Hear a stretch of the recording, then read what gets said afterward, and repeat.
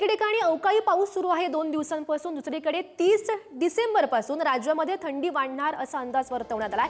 उत्तरेत तापमानाचा पारा घसरल्यानं राज्यातही थंडी वाढणार आहे।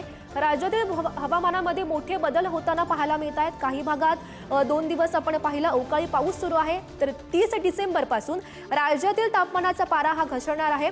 थंडी वाढणार असल्याचा अंदाज हवामान खात्यानं वर्तवलेला आहे। आपण थंडीची ही दृश्य काहीशी पाहतोय। खरं तर आपण पाहू शकतो राज्यात 2 दिवसापासून अवकाळी पाऊस सुरू आहे, ज्याचा फटका शेती पिकांना बसताना पाहायला मिळतोय। तर 31 डिसेंबरपासून थंडी वाढणार असा अंदाज हवामान खात्यानं आता वर्तवलाय।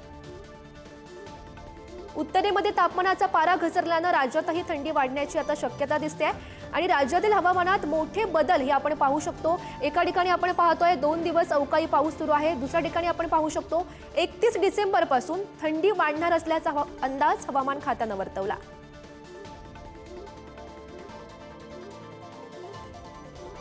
आणि या संदर्भात अधिकची माहिती जाणून घेऊयात। आमचे प्रतिनिधी ज्ञानेश्वर चौतमोल सध्या आपल्या सोबत आहेत।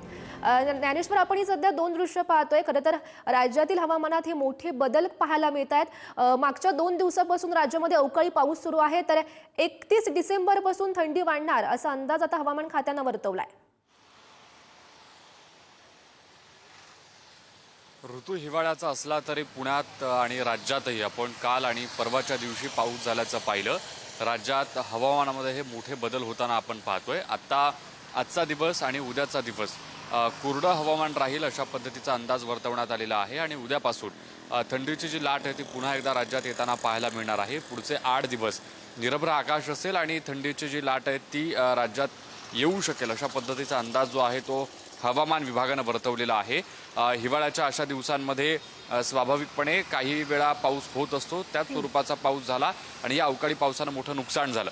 मात्र उद्यापासून पुन्हा एकदा थंडीची लाट जी आहे ती पुन्हा एकदा राज्यात अनुभवायला मिळणार आहे। आपण जर बघितलं असेल तर जिथे जिथे अशा पद्धतीचा पाऊस झाला तिथे अधिक स्वरूपाची थंडी भासेल अशा पद्धतीचा हवामान विभागाचा अंदाज आहे, ज्यामध्ये विशेषतः कोकणाचा भाग असेल किंवा पश्चिम महाराष्ट्राचा भाग असेल इकडे थंडी अधिक प्रमाणाची भासू शकते असं हवामान विभागानं सांगितलंय।